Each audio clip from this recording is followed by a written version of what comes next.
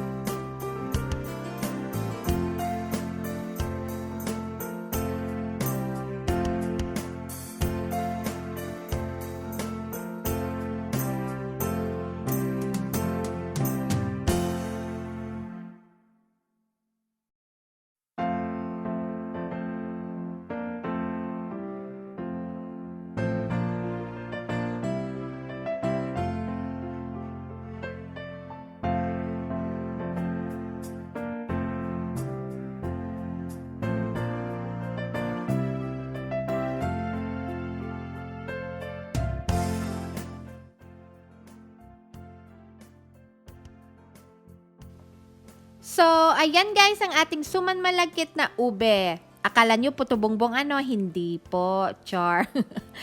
To be honest, never pa ako nakatry ng puto bongbong. So, ito na lang muna yung suman na ube pagtiyagaan ko. Masarap siya guys, especially with fresh grated coconut at muscovado. Pwede din kayo gumamit ng brown sugar or di kaya isawsaw sa chocolate or caramel sauce.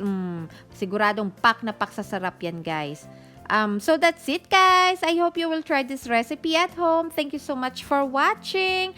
Please don't forget to like, subscribe, and hit the notification bell para lagi kayong updated kung may bago akong video. Bye and happy holidays! Mwah!